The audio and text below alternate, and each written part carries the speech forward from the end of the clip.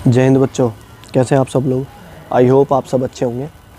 आज मैं आपको कुछ पढ़ाऊंगा नहीं, आज मैं आपको एक स्टोरी सुनाता हूँ, एक मोटिवेशनल स्टोरी। ये सुन के बहुत सारे बच्चे थोड़े भावुक हो जाते हैं, पढ़ाई पे ध्यान देने लगते हैं। कई बार ऐसा होता है कि आप पढ़ते पढ़ते बोर हो गए, नहीं पढ़ पा रहे हैं, घर वालों ने किसी बात पे डांट दिया, पढ़ाई से मन उचट जाता है बहुत से बच्चों का। तो इसीलिए मैं आपको एक स्टोरी सुना रहा हूँ। ये एक ट्रू स्टोरी है, सच्ची घटनाओं पर आधारित। मेरे एक फ्रेंड की स्टोरी है। वैसे ये एक स्ट्रगल की स्टोरी सुना रहा हूँ मैं आपको। स्ट्रगल बेस्ड चीज़ है। देखो हुआ क्या, एक लड़का था, उसका नाम था पंकज। पढ़ने में शायद ठीक था वो, पर अच्छा, हम ज़्यादातर लोग ये जानते हैं कि जो गरीब परिवार से होते हैं या जो नीडेड पर्सन हैं, उनके बच्चे ज़्यादा अच्छे से पढ़ते हैं, उनको पढ़ाई की अहमियत ज़्यादा पता होती है। ऐसा कुछ नहीं है। जो बहुत अच्छी फैमिली से हैं, रिच फैमिली से हैं, उनके बच्चे भी बहुत अच्छा पढ़ते हैं।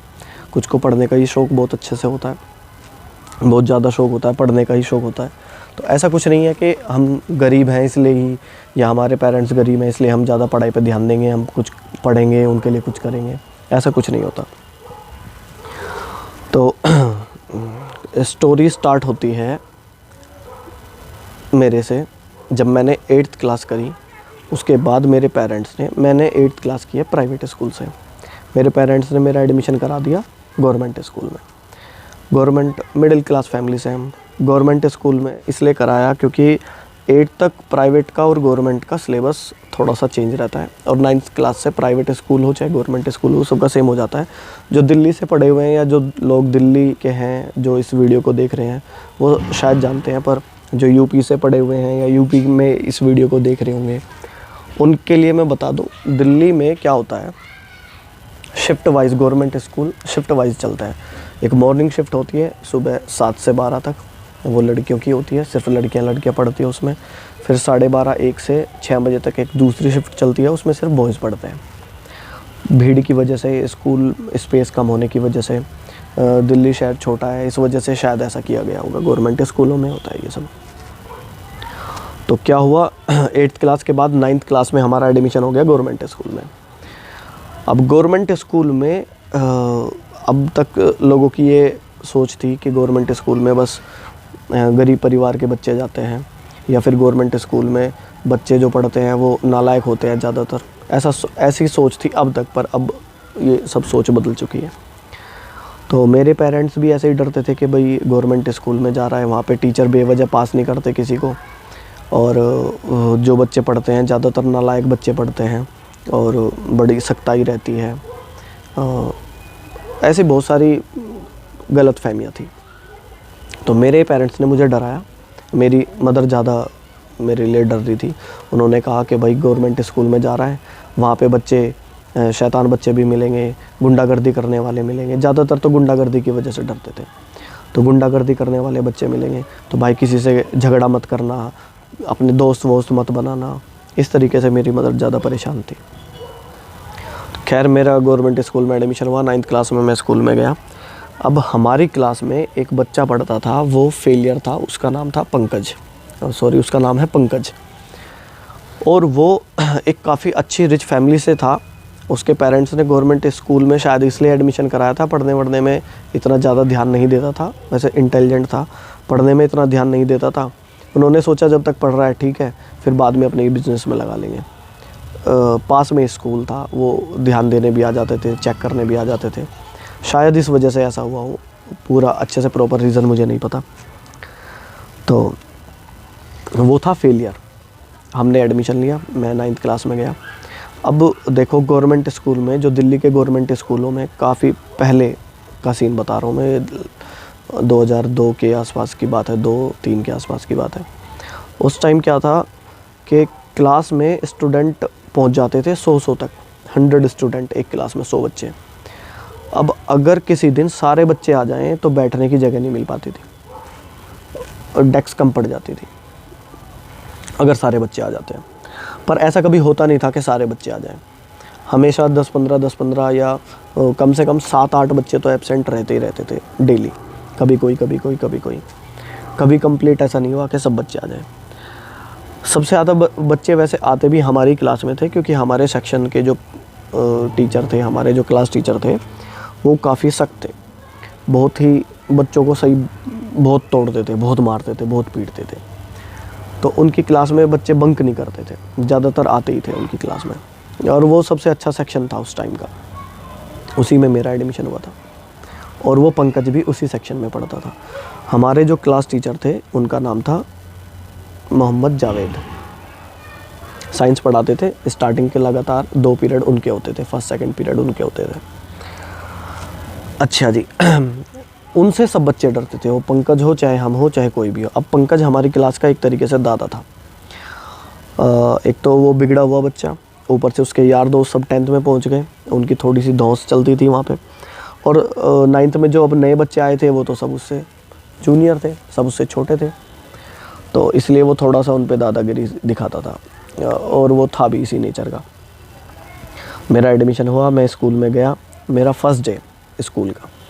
तो क्या हुआ, उस दिन काफ़ी बच्चे आए हुए थे, कई सारी रो लगी रहती हैं डेस्क की, तो वो अपनी बेंच पे अकेला ही बैठता था, किसी को बैठने नहीं देता था। अगर कोई उसके साथ बैठ गया उसको मारता पीटता था। तो मैं क्लास में गया, मैंने देखा 2-3 बच्चे खड़े हैं, मैं भी खड़ा हो गया।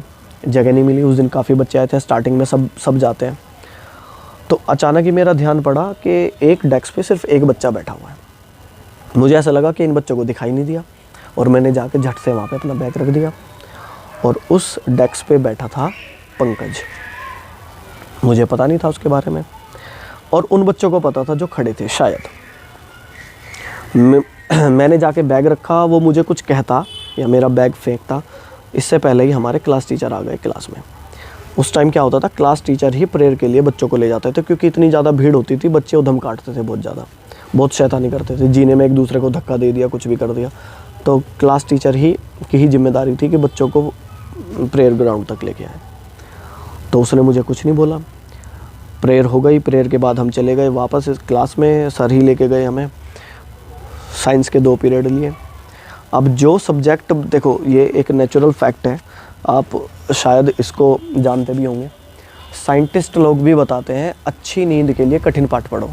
मतलब अगर आपको नींद नहीं आ रही है, आप वो सब्जेक्ट पढ़ लो जो आपको टफ़ लगता है, 10 मिनट, और आपको ऐसी नींद आएगी बहुत ज़बरदस्त। तो ऐसे ही स्कूल में होता था। अब शायद बच्चों का ज़्यादातर का फेवरेट सब्जेक्ट नहीं था साइंस, और लगातार 2 पीरियड मिल जाए साइंस के, और वो भी ऐसे ज़्यादा बिल्कुल पिन ड्रॉप साइलेंस वाले टीचर, साइलेंस रखने वाले टीचर की क्लास में। तो उनके 2 पीरियड होने के बाद ज़्यादातर बच्चे नींद के नशे में पहुंच जाते थे। पंकज के साथ भी ऐसा ही हुआ। बस क्लास ख़त्म हुई और उसे बाहर भगने की लगी, कैसे भी बाहर चला जाए। उसने मुझे कुछ नहीं बोला। उसके जाते ही, क्लास से बाहर जाते ही बच्चों ने कहा कि भाई ये तो अब तेरा बैग वैग फेंक देगा, ये बड़ा बदतमीज़ बच्चा है। तो मैंने सोचा कि अगर भाई फेंक देगा तो फेंक देगा, अब देखेंगे जो भी होगा। मैंने ये भी सोचा कि भाई कहीं और बैठ जाता हूँ, पर मैं वहीं बैठा रहा। अब हमारे जो मेरे 9th क्लास में जहाँ मैं मैथ्स का ट्यूशन पढ़ाता था, वो टीचर वो और भी ज़्यादा सख्त थे। पहले टीचर पिटाई बहुत करते थे, बहुत ज़बरदस्त वाली पिटाई। अब वो डेली होमवर्क में देते थे लगभग 15 पेज भर के लाओ प्रैक्टिस कर करके, या 20 पेज भर के लाओ, ऐसे पेजों की मोटाई कर नाप के बिना काउंटिंग के, और साइन कर देते थे कि यहाँ तक पेज भर के लाने आपको। अब उसके लिए हमें क्या करना पड़ता था, खाली टाइम निकालो, कहीं से भी टाइम चुराओ। तो जो स्कूल में खाली पीरियड होते थे उसमें अपने मैथ्स की प्रैक्टिस करता था। लंच में भी मैं मैथ्स की प्रैक्टिस करता था, जहाँ से अगर 10-15 मिनट मिल गए तो भी मैथ्स की प्रैक्टिस करता था। और ये जो प्रैक्टिस होती थी, ये होती थी डर की वजह से, क्योंकि हमें पिटाई का डर होता था। ज़्यादातर जो लोग, मुझे लगता है ये जो इधर यूपी के कोई सा भी, पश्चिमी उत्तर प्रदेश हो या कोई सा भी हो, यहाँ के ज़्यादातर लोग जो पढ़े हैं वो अपने टीचर की मार की वजह से पढ़े हैं। फिर इंटरेस्ट आने लगता है पढ़ाई में, और फिर अपने शौक़ से ही पढ़ने लगते हैं। पर जो शुरुआत होती है वो शायद डर की वजह से होती थी पहले, अब तो सब कुछ चेंज हो गया है। तो अब उस पिटाई की डर की वजह से मुझे काम करना पड़ता था। फिर मुझे मैथ्स में इंटरेस्ट भी आने लगा। तो जी, मैं 4th पीरियड हमारा खाली था, 3rd पीरियड हमारा खाली था, मैं उसमें अपने मैथ्स की प्रैक्टिस करता रहा।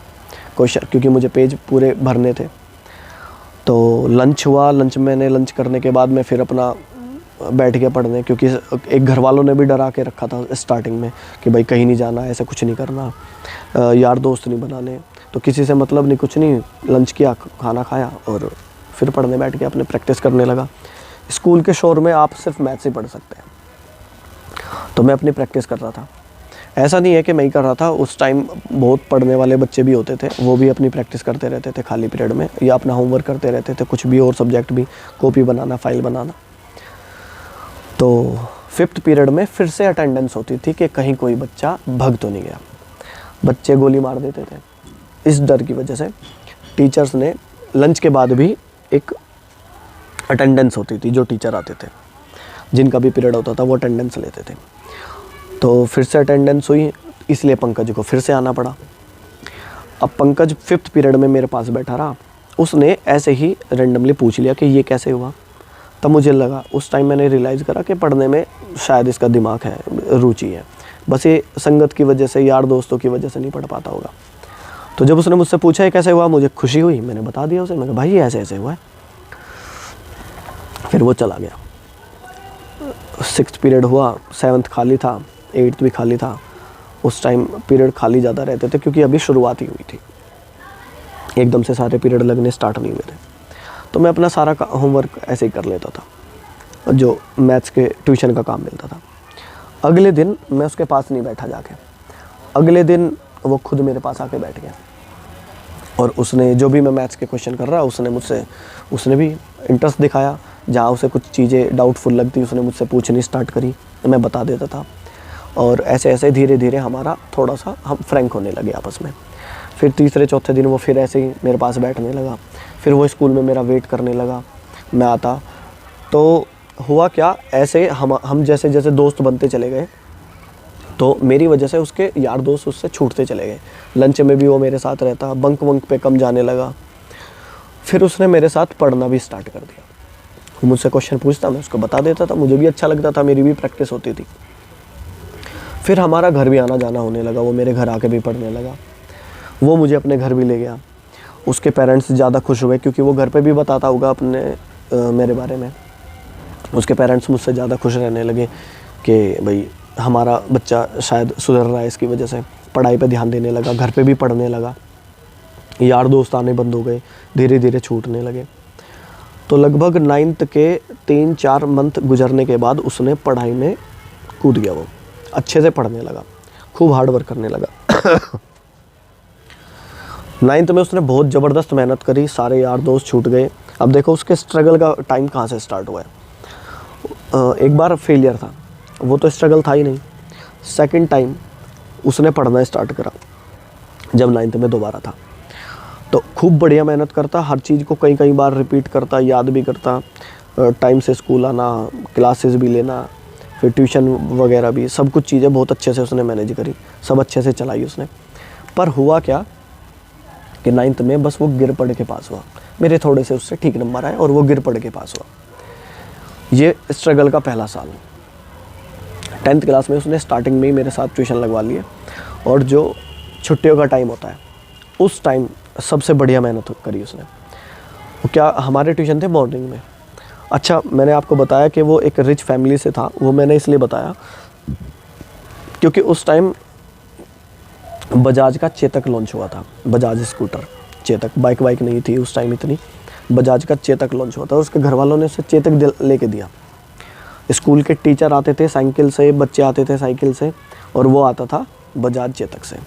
अब मुझे भी उसके पीछे बैठने का, सवारी का लालच होता था।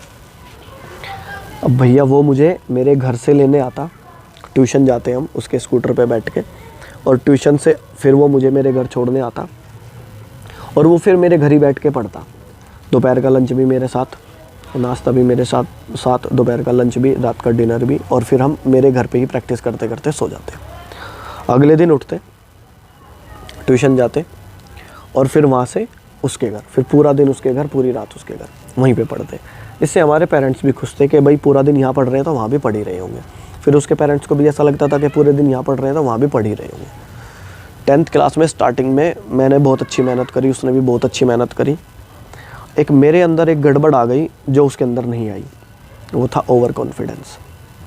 मुझे ओवर कॉन्फिडेंस होने लगा खुद पे कि मैं तो सब कुछ कर देता हूँ, सारे क्वेश्चन बहुत अच्छे से समझ में आ जाते हैं, सब कुछ कर देता हूँ। पर उसने 9th में जो प्रैक्टिस करी थी, उस प्रैक्टिस के बावजूद भी वो गिर पड़ के पास हुआ था। इस वजह से उसके अंदर ओवर कॉन्फिडेंस नहीं आया शायद, और वो फिर लगातार मेहनत करता रहा। अब होता क्या था, मुझे ज़रा सी भी नींद आई मैं सो जाता था, पर वो सोता नहीं था। वो मुझे उठा उठा के क्वेश्चन पूछता था, मुझे जगाता और अपनी प्रैक्टिस करता, मुझसे क्वेश्चन पूछता। ये उसका सबसे बड़ा प्लस पॉइंट था। खैर उसने 10th में अच्छी मेहनत करी, 10th में उसके अच्छे नंबर आ गए। 10th करने के बाद हमारा स्कूल था आर्ट्स और कॉमर्स का। 11th क्लास में मुझे लेनी थी साइंस, मैंने किसी और स्कूल में मैंने अपना ट्रांसफ़र करा लिया, मैं किसी और स्कूल में हो गया एडमिशन, और वो उसी स्कूल में रहा कॉमर्स में। 11th में उसने कॉमर्स में मैथ्स का ट्यूशन मेरे साथ ही पढ़ता था, बाकी ट्यूशन अलग हो गए, मेरे ट्यूशन अलग हो गए, तो बस हम फिर मैथ्स के ट्यूशन में ही मिलते थे। धीरे धीरे क्या हुआ, 11th में उसके बहुत अच्छे नंबर आए, तो 12th में फिर हमारे टाइमिंग की वजह से हमारे ट्यूशन टाइमिंग क्लास करने लगे, तो अलग अलग हमने ट्यूशन लगवा लिया। अब धीरे धीरे थोड़ा कम मिलना होने लगा। अब जिस स्कूल में मैं पढ़ता था उसमें और भी बहुत अच्छे अच्छे धुरंधर पढ़ते थे। अब उसके स्कूल में भी धुरंधर पढ़ते थे, उसकी क्लास में भी धुरंधर पढ़ते थे, पर वो जो उसने 9th क्लास से स्ट्रगल स्टार्ट करा था ना, 9th क्लास में ज़बरदस्त प्रैक्टिस, 10th क्लास में ज़बरदस्त प्रैक्टिस, 11th क्लास में ज़बरदस्त प्रैक्टिस, और उसको रिज़ल्ट मिला 12th क्लास में स्कूल टॉप। 12th क्लास में सबसे ज़्यादा नंबर, आर्ट सेक्शन हो चाहे कॉमर्स सेक्शन हो, और वैसे भी उसने अच्छी परसेंटेज हासिल की थी उस टाइम 12th क्लास में, मुझसे ज़्यादा परसेंटेज आई थी। तब मुझे थोड़ा सा जेलस भी फील हुआ और अच्छा भी लगा। खैर चलो कोई बात नहीं, मैंने इंजीनियरिंग में एडमिशन ले लिया और उसने शायद बीकॉम में एडमिशन ले लिया। 12th के बाद कॉमर्स फील्ड में बीकॉम में एडमिशन लिया जाता है, उसने बीकॉम में एडमिशन ले लिया। अच्छा कॉलेज मिला उसे, कोई मुझे अभी कॉलेज का नाम याद नहीं है। उसने ग्रेजुएशन करी बहुत अच्छे से, मैं भी अपनी ग्रेजुएशन में लगा रहा। अब हुआ क्या कि हमारा मिलना जुलना धीरे धीरे अब कम होने लगा, कम मिलते थे। होली दिवाली आ गए कभी कभी बस, या कभी फ्री है तो चला गया मैं, उसकी तरफ से कम होने लगा ना, मैं ही चला जाता था। अब मैं क्यों जाता था, क्योंकि उसके घर पे मुझे अलग लेवल की रेस्पेक्ट मिलती थी। वो मुझे एक तरीके से बहुत उस नज़रिए से देखते थे कि इसकी वजह से हमारा बच्चा ट्रैक पे आया है। तो वहाँ पे मेरी खत्तर पानी भी बहुत अच्छी होती थी, मुझे वहाँ पे ज़्यादा रेस्पेक्ट मिल रही है तो मैं इसलिए जाता था वहाँ पे। अब भाई लेवल ही अलग था वहाँ पे जाने का, वहाँ पे रेस्पेक्ट मिलने का, सब चीज़ों का। अब ग्रेजुएशन के बाद मैं लगभग 2 साल बाद, 2 साल हो गए होंगे शायद, ग्रेजुएशन के 2-2.5 साल बाद मैं उसके घर ऐसे ही चला गया। मैं कहा चलो भाई मिल के आते हैं आज पंकज से, पंकज की फैमिली से। वो अपने घर में सिंगल चाइल्ड था, ना उसकी कोई बहन थी ना कोई भाई था, अकेला लड़का था। मैं गया उससे मिलने, मैंने जाके बेल बजाई, आंटी जी आई, मैंने नमस्ते करी। वो मुझे देख के बहुत खुश हो गई, उन्होंने कहा आजा भाई बैठ। मैं गया, उन्होंने पानी दिया, मैंने पानी पिया। फिर उन्होंने टेबल पे कुछ ड्राई फ्रूट्स रख दिए लाके, चाय वाय बनाने लगी। तो मैंने ऐसे ही उनके हालचाल लिए, पूछा कैसे हो आप सब लोग। मैंने फिर पूछा, मैं कहा पंकज कहाँ है आजकल, पंकज दिखाई नहीं देता ना कभी आता, वो तो ऐसे बदल सा गया। अब यहाँ पे अचानक चेंज आया। उन्होंने बड़े ही आश्चर्यजनक क्वेश्चन में पूछा कि तुझे नहीं पता। मैंने कहा नहीं, मुझे लगा कि कहीं कुछ झगड़ा वगड़ा ना कर लिया हो, क्योंकि वो सबसे पहली इमेज ही याद रहेगी मुझे उसकी, सबसे पहली इमेज झगड़े वाली थी कि वो झगड़े करता था। मुझे लगा कहीं झगड़ा वगड़ा ना कर लिया हो। मैं कहा नहीं आंटी जी मुझे तो नहीं पता। कह रही अरे वो उसने ग्रेजुएशन की, उसके बाद उसका MBA में एडमिशन हो गया किसी अच्छे कॉलेज में, उन्होंने भी नहीं बताया कौन से कॉलेज में हुआ, और वहाँ से 2 साल की MBA होती है, वहाँ से 2nd ईयर के लास्ट में कोई कंपनी आई और उसको लेके बाहर विदेश चली गई। अब ये सुनते ही मुझे लगा क्या, फिर मैंने रिएक्शन दिया, मतलब पंकज कहीं बाहर विदेश कंपनी में, तो मैं यकीन ही नहीं कर पा रहा। अचानक से मुझे याद आया कि वो जो 9th में फेलियर था वो पंकज, जिसको पढ़ने में कुछ नहीं आता था, क्वेश्चन में अटक जाता था, वो सबसे पहली इमेज याद आ रही मुझे बार बार उसकी, कि वो आज, और मैं खुद को उस टाइम इतना ऐसे महसूस कर रहा कि मैं छोटा होता जा रहा हूँ और पंकज ऐसे बड़ा होता जा रहा है। मैंने ऐसे फील किया खुद को। और मैं सोच रहा हूँ कि मैं इतनी बार पूछूं कि आंटी जी शायद मना कर दे कि अरे नहीं मैं मजाक कर रही थी। मैंने इतनी बार पूछने की कोशिश की, मैं पंकज कहीं विदेश चला गया, उसकी ऐसे सैलरी जॉब लग गई उसकी इतनी अच्छी सैलरी पे, और मैं यकीन ही नहीं कर पा रहा उस बात पे। वो जो 3 इडियट में दिखाया गया था ना, वो मेरे साथ हुआ था ऐसा। और ये सच है, ये ह्यूमन नेचर है, ऐसा ही होता है कि जब आपका दोस्त टॉप कर दे तो सबसे ज़्यादा दुख तब होता है। आपका दोस्त फेल हो जाए दुख होता है, पर उससे भी ज़्यादा दुख तब होता है जब आपका वो लुल्लू दोस्त आपसे भी ज़्यादा कामयाबी पे पहुंच जाए। अब वहाँ बैठना तो मेरे लिए भारी हो गया। जिस प्राउड से मैं वहाँ जाता था वो तो अपने आप ही अंदर मर गया। वहाँ बैठना मुझे भारी हो गया। मैंने आंटी जी को बताया कि मुझे कुछ काम था, मैं इसलिए यहाँ पे आया था, और मैं वो पहले काम करके आता हूँ, फिर मिलता हूँ आपसे, आता हूँ। उन्होंने बहुत कहा बैठ जा, चाय बन रही है, चाय पी के जाइए। पर अब कहाँ चाय पी जाएगी। मैं वहाँ से उठा और चल दिया घर की तरफ। तो रास्ते में आते आते फिर जब मैं काफ़ी टाइम हो गया, क्योंकि स्टार्टिंग में तो स्ट्राइक कर रही थी ये बात कि वो ऐसे कैसे कहीं बाहर इतनी बढ़िया कंपनी। तब फिर मुझे वो याद आया जो उसने 9th क्लास में स्ट्रगल किया, जो उसने 10th क्लास में स्ट्रगल किया, जो उसने 11th क्लास में स्ट्रगल किया, और 12th क्लास में जो उसने टॉप किया था। फिर उसने ग्रेजुएशन में यहाँ पे 3 साल अपने वेस्ट करे। फिर उसने पोस्ट ग्रेजुएशन में मतलब MBA में यहाँ पे जो 2 साल वेस्ट करे, 1 2 3 4 और 3 7 और 2 9 साल की मेहनत थी जो उसको वहाँ पे लेके गई। वो 1 हफ्ते की मेहनत नहीं थी, वो 10 दिन की मेहनत नहीं थी, वो 1 साल की भी मेहनत नहीं थी। 1 साल की मेहनत में तो वो गिर पड़ के पास हुआ था।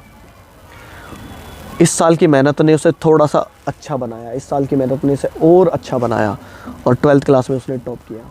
इस कॉन्फिडेंस ने उसे फिर से ग्रेजुएशन में टॉप कराया। उस कॉन्फिडेंस ने, उस और अच्छाई ने उसे MBA में एडमिशन दिलाया, और उसने MBA में भी कुछ बहुत बेहतरीन किया होगा। एक चीज़ और होती है, हम जब पढ़ते रहते हैं तो ये वाली कमी भी आती है जो मेरे साथ हुई थी, ओवर कॉन्फिडेंस। पर इसमें ओवर कॉन्फिडेंस ही नहीं आया, क्योंकि ओवर कॉन्फिडेंस इसका यहीं मर गया था जब इसने 9th में बहुत ज़बरदस्त मेहनत करी और सिर्फ पास हुआ। तभी से समझ में आ गया था कि ओवर कॉन्फिडेंस नहीं करना चाहिए। 1 साल की मेहनत से आप कभी भी, या 1 हफ्ते की मेहनत से, एक दिन आपने 10 घंटे पढ़ाई कर ली तो आप ये मत समझना कि अगले दिन 2-2 घंटे काम कर लेंगे, 2-2 घंटे से काम चल जाएगा। आप शाम को देखो आपने कितना निचोड़ा है अपने पूरे दिन को। ये फिर मैंने बात स्वीकार की कि उसने मेहनत की थी मुझसे ज़्यादा, इसलिए वो इस लेवल पे पहुंच गया। आपको भी ऐसा ही करना चाहिए, अपने लेवल को इतना बढ़ा दो कि ये बात सच है, जो जितनी आप जिस सब्जेक्ट में जितनी आप मेहनत करते हो, वो मेहनत कभी आपके साइड से नहीं जाएगी, आपको कुछ ना कुछ दे के जाएगी, आपको कुछ ना कुछ उससे हासिल होगा। और शायद आप, ये जो टॉपर्स होते हैं, ये टॉपर्स क्या करते हैं, ये प्रैक्टिस इतनी कर देते हैं कि उस लेवल का, उससे हार्ड लेवल का, इधर उधर का सब कुछ ही तो निचोड़ देते हैं वो। इसलिए उन्हें कभी पेपर हार्ड ही नहीं लगते। पेपर टफ़ वो होता है जो मुझे नहीं आता तो मैं कहूँगा ये तो बड़ा टफ़ है। वो उस लेवल को इतना बढ़ा देते हैं, उसके आसपास का भी इतना पढ़ देते हैं कि कहीं से भी कुछ भी पूछ लिया वो उनके नॉलेज वाला ही पूछा जाता है, उनको ईजी लगता है कि हाँ ये तो मुझे आता है इसलिए ईजी है। मुझे लगता है आपको इस स्टोरी से कुछ समझ में आया होगा कि 1 साल का स्ट्रगल कुछ नहीं होता, 2 साल का स्ट्रगल कुछ नहीं होता। लगातार लगे रहो, तब जाके शायद आप पंकज बन सकते हो, नहीं तो आप ऐसे ही रह जाओगे। आई होप बच्चों ये स्टोरी आपको कुछ सहारा देगी पढ़ने में। जब भी आप कभी बोर हो जाओ तो ये वाली स्टोरी देखो, आप पंकज के बारे में सोचो, उसने कैसे कैसे अपने आप को अचीव बनाया, कैसे कैसे उसने उपलब्धि हासिल की, ये सब। और ऐसा नहीं है गवर्नमेंट स्कूल, अब तो गवर्नमेंट स्कूलों की हालत इतनी ज़बरदस्त है, शायद प्राइवेट स्कूल भी नहीं है। ओके, जय हिंद बच्चों, पढ़ाई करो, लगातार लगे रहो। मिलते हैं नेक्स्ट वीडियो में किसी और मोटिवेशनल स्टोरी के साथ। और जो भी मैं आपको स्टोरी सुनाऊंगा वो सच्ची घटनाओं पे आधारित है, ये मेरे साथ हुआ है इसलिए मैंने बताया आपको। और भी बहुत सारी वीडियो हैं ऐसी, वो आगे आगे आपको मिलती रहेंगी। जय हिंद, जय भारत।